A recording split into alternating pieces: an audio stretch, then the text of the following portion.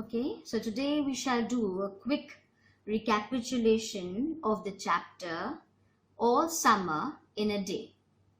It's written by Ray Bradbury. All Summer in a Day is an excerpt taken from a science fiction which gives us an imaginary account of life on Venus. The sun here is a rare spectacle which appears at an interval of 7 years, that too for an hour. Imagine the excitement of children who will witness it, having written small stories, essays, and poems about it. We all have watched science fiction movies and have also read various books on them. One writer being Jules Verne. He is also called the father of science fiction. This title was also given to another writer, H.G. Wells. Now, one of the famous works of Jules Verne is 20,000 Leagues Under the Sea. It's a very nice book. If you find time, please read it. Now, coming back to the chapter, we'll discuss some questions. The first will be LAQ, long answer questions. You know the rules, 25, write within 25 words. Now, the first question is, what was the way of life on Venus? The second, what did the children learn about the sun in the class? Third, why did the sudden silence disturb the children? Fourth, why were they spellbound? That means, why were they entranced? Or what cast a spell on them? Okay, spellbound. The fifth one is, how did they enjoy the joyous hour in the sunlight? That means the hour they had, 1 hour that they had, that they could spend outside and seeing the beautiful sun shining upon them. So how did they spend that beautiful hour? Now, we'll now discuss the answers. The first answer, okay, the question is, what was the way of life on Venus? Now, the answer will be, it always rained on Venus, okay. The days were filled with gush of water and endless showers. Heavy storms caused tidal waves to come over the islands. The incessant rain had crushed the forest every time it had grown. Now, the second one, what did the children learn? The second question, what did the children learn about the sun in the class? Naturally, they had to learn about it because they didn't see it every day. Okay, so they used to read about it in books. Okay, so what did they learn in class? The sun was just a faint memory from their past. The children had grown up reading how hot it was and how it looked like a lemon. Okay, so it's a funny comparison. So it looked like a lemon because it's yellow and it's hot. Okay. The third one. Why did the sudden silence disturb the children? Now, why did it disturb them? Okay. The fourth answer will be, the children were accustomed to hear the sound of the pouring rain because it kept on raining. Okay. And the sudden silence brought everything to a standstill, as if everything came to a sudden grinding halt. The silence was so immense that they felt as if their ears had been stuffed. If you use cotton buds, if you stuff your ears with cotton buds, how will you feel? It seemed just like that. Okay, that disturbed them. The sudden silence, they were not accustomed to the silence, and that's why it disturbed them. The fourth one, why were they spellbound? Okay. The large flaming bronze sun. Okay, you have to use the adjectives large, flaming bronze sun that seemed to burn the jungle with its light. It was so bright. They didn't see it shining in the sky. Okay, so it burned like it seemed to burn the jungle with its light, and it cast a spell on the children. The ecstasy of the sun and the blazing blue sky was a remarkable spectacle. Okay, so that's how you can use your own words. Okay, now the fifth one.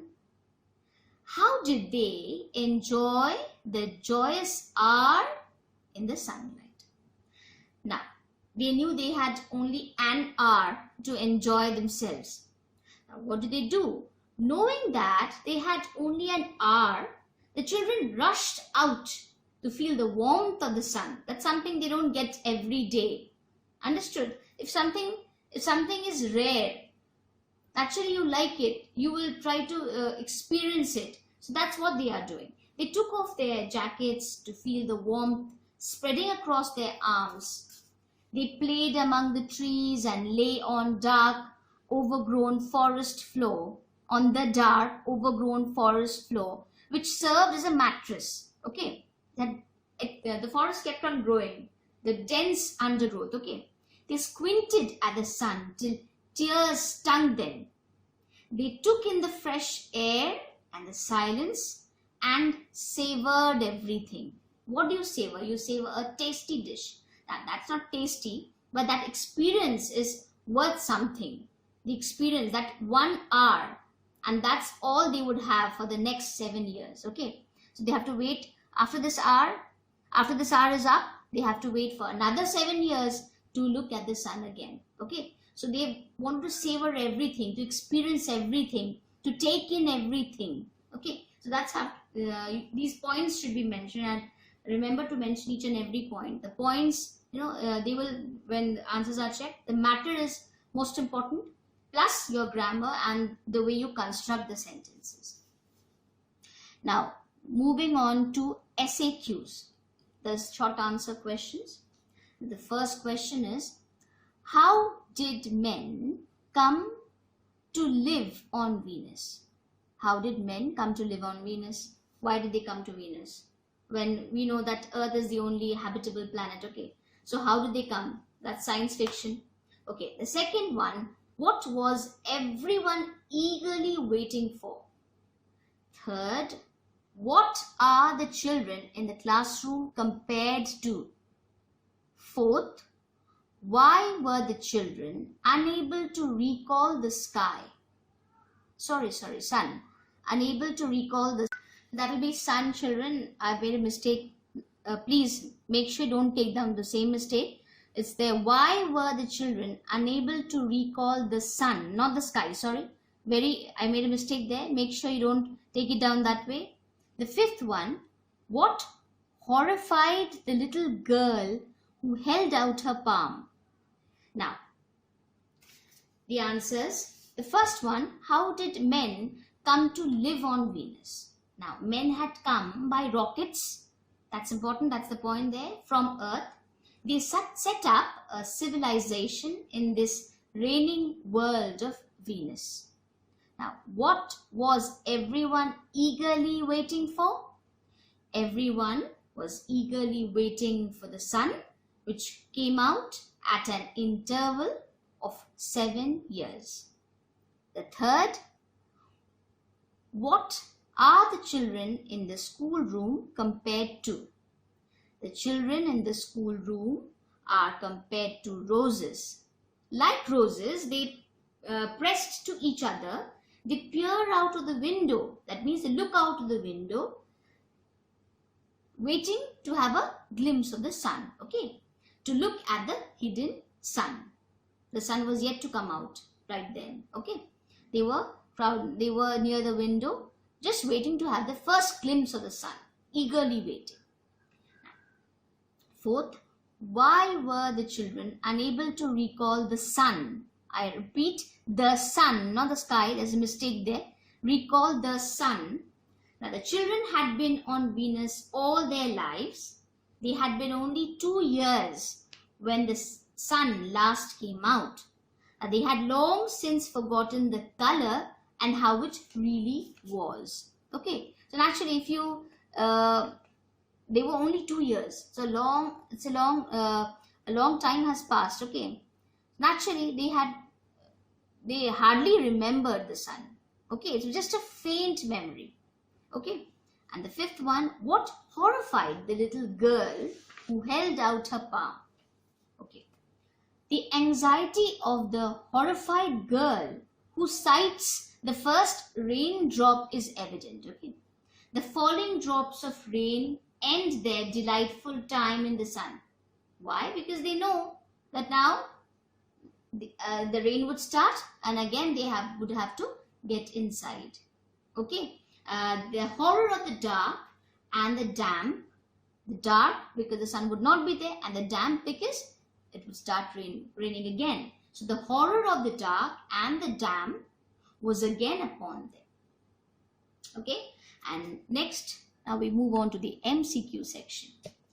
The first one, it had been raining for, first option, 7 years, second option, 2 years, third option, 9 years. The second question, the land was overgrown with what? A, flowers, B, forests, C, nettles. Third, the children used to play in the echoing dash of the underground city. A, halls, B, corridors, C, tunnels. Fourth, they squinted at the sun. Now, why did they do that? A, because of its blinding light. B, naturally when you look at the sun, you can't look directly at it. Okay, because of the blinding light, it blinds you. Okay, wanted to hurt their eyes. Did they have that intention? And the third one, to have a good look at the sun till they could. Now you have to find out these answers by yourselves. Okay. In grammar today we'll do conjunctions. Okay. A conjunction. What is a conjunction? A conjunction is a word which merely joins together sentences and sometimes words. It's a join. It joins together. Okay. That's the function of a conjunction. Seems to rhyme. Okay. Example, the first one, look at the examples carefully. God made the country and man made the town. Second, our hoard is little, but our hearts are great. Third, she must weep or she will die. Fourth, 2 and 2 make 4. Now in sentence 1, 2 and 3, conjunctions join together 2 sentences. See, I've underlined it with red. God made the country. That's a separate sentence. It makes complete sense by itself. Man made the town. Our hoard is little. Our hearts are great. She must weep. She will die. Okay. It merely joins 2 sentences. But in sentence 4, the conjunction joins together 2 words, 2 and 2. Now this sentence, you cannot separate it. These such sentences cannot be resolved in 2 sentences. You cannot make 2 separate sentences with it. So they just join 2 words here. God made the country and man made the town. Our hoard is little. That means our possessions, we are not rich. Our hoard is little means we are not rich. But we have a big heart. Okay, our hearts are great. She must weep or she will die. 2 and 2 make 4. Now, conjunctions join together sentences and often make them more concise or compact. How do they do that? For example, Vikram and Badal are good players.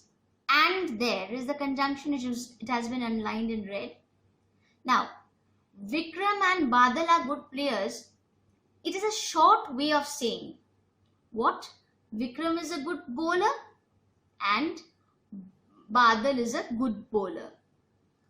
Why should I say Vikram is a good bowler and Badal is a good bowler? Wouldn't it be better if I say Vikram and Badal are good bowlers? So that's a simplified version, shortened way. What am I doing? I'm making the sentence more compact. Okay. Now the next one, the man is poor but honest. It is a contracted way of saying the man is poor but he is honest. Instead of saying that, I'm saying the man is poor but honest. It means just the same. It's just a more compact form. Okay, so conjunctions join, and sometimes they join to make sentences more compact.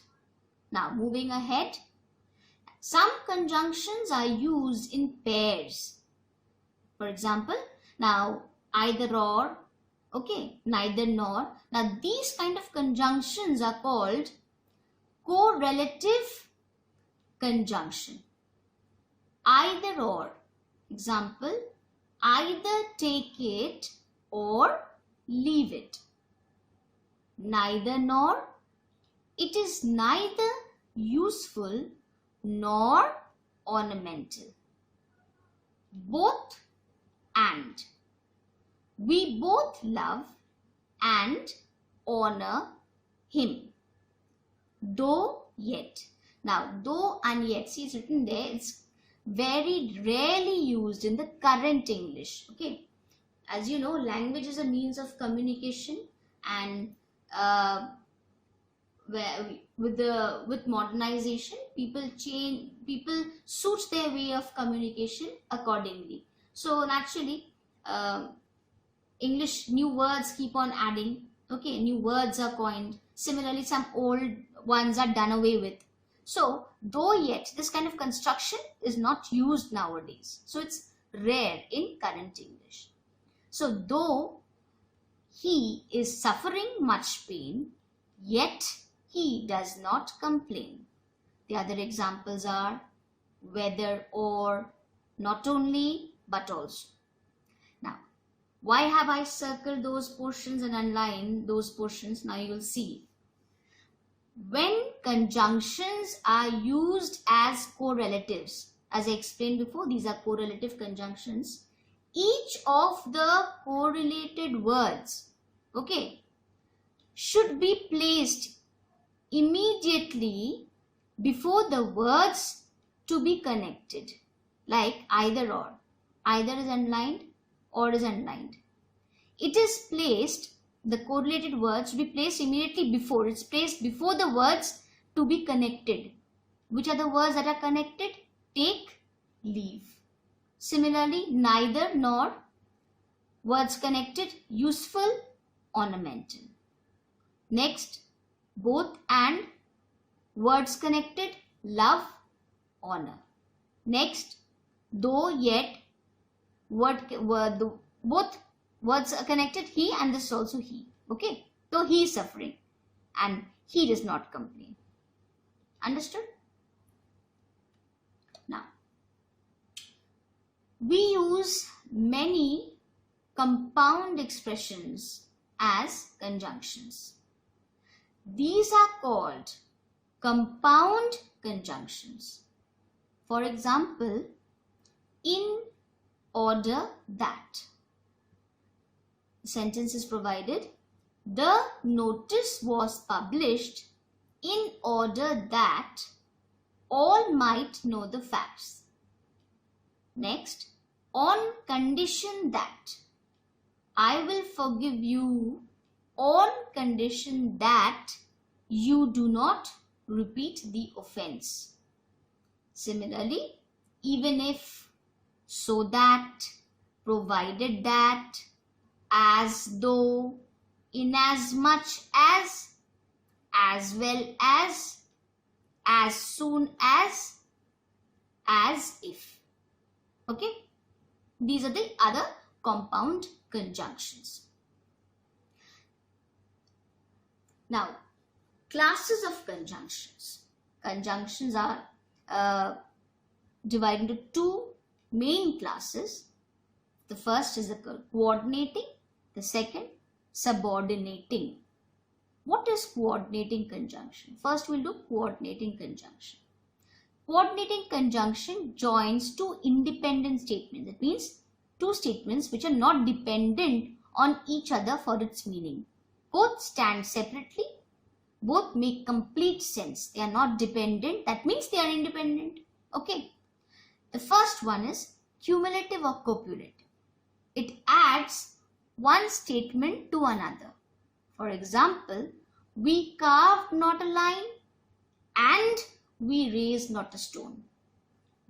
Now, just see this example properly. We carved not a line.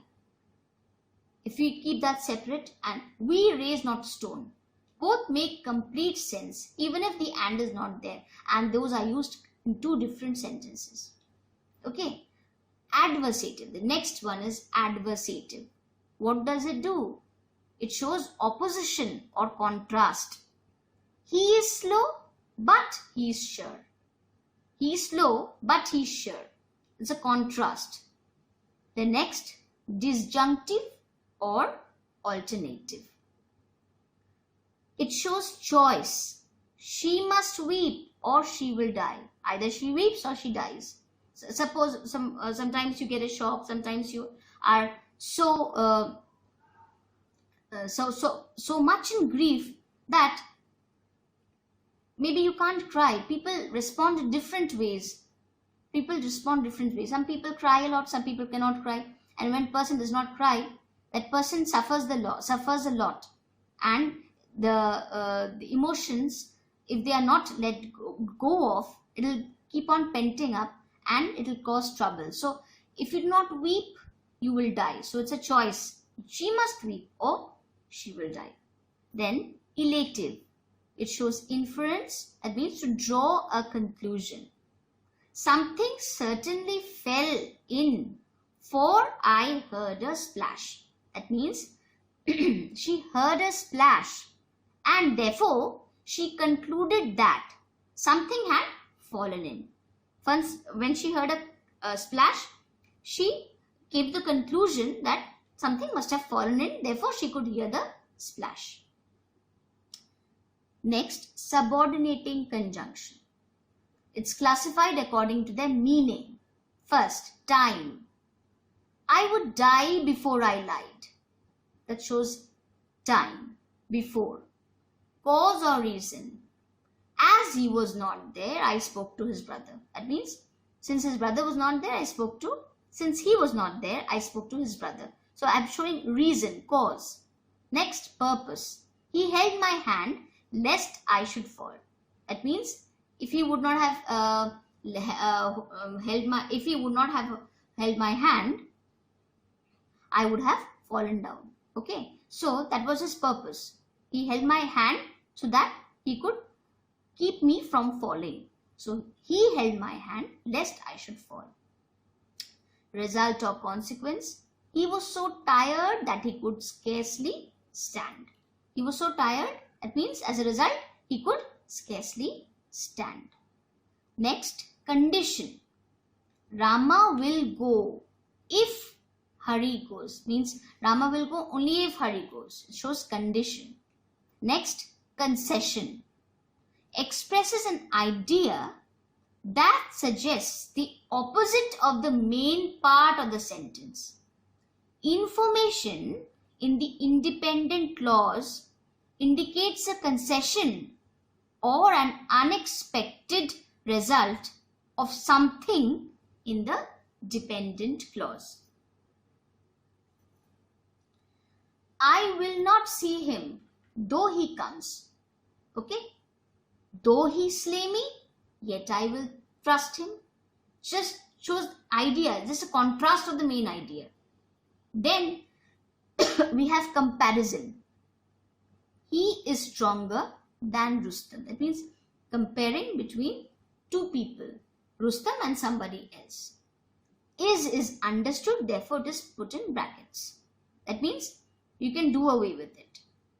Next, conjunctions must be carefully distinguished from relative pronouns, relative adverbs, and prepositions, which are also connecting words. Okay. Now, this to show the difference between each and everything, I have given you a few examples. Now, just see them carefully. This is the house that Jack built. Now, I've underlined with red and written noun. The house is a noun. That I've underlined, which is a relative pronoun. That is a relative pronoun. Now, what is the function of that? That refers to the noun, that is house. That is the house that Jack built. It refers to the noun. Next, this is the place where he was murdered.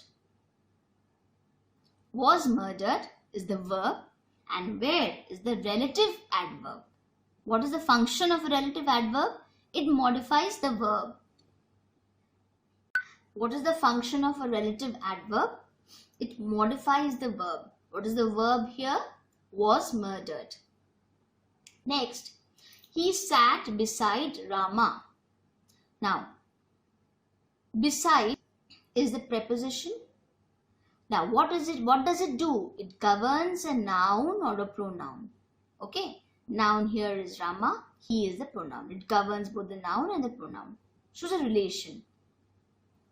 Now, each and everything here, the relative pronoun, relative adverb and preposition, each have their own functions. They are joining the sentences, plus they also have a separate function. But see the last sentence, take this and give that. And is a conjunction. What does it do? It simply joins. It does no other work. It simply joins the two parts of a sentence. Okay. Relative pronoun, relative adverb and preposition, they join as well as they have their separate functions. But a conjunction simply joins. So that's why you have to be careful while when you have to distinguish between conjunctions and relative pronoun, relative adverbs or prepositions. Next, certain adverbs known as conjunctive adverbs can sometimes be used to connect two sentences or two main clauses. You seem to be certain of your facts. However, I do not agree. Next, the minister spoke indistinctly. Besides, he had no real facts. So these are conjunctive adverbs, not conjunctions. They also join. Understood? So, now I've given you an exercise. There are plenty of exercises. You can do them. You can practice them. You sure practice, because conjunctions, there's a possibility of getting confused while using them. So a lot of practice is necessary. Now you have to insert appropriate conjunctions in these blanks. The first sentence is 3 and dash make 4. The second, is his name Sen dash Gupta question mark. Third, dash you run, comma, you will not overtake him, full stop. Fourth, he fled, dash, he was afraid.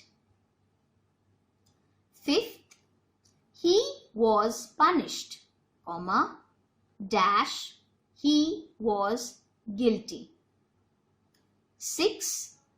Take a lamp, comma, dash, the night is dark, full stop. 7th, man proposes, dash, God disposes. With this we come to the end of the revision work, and I hope you will study properly and practice conjunctions. This is a bit confusing at times, so study the rules properly and then Do practice at home. Stay healthy.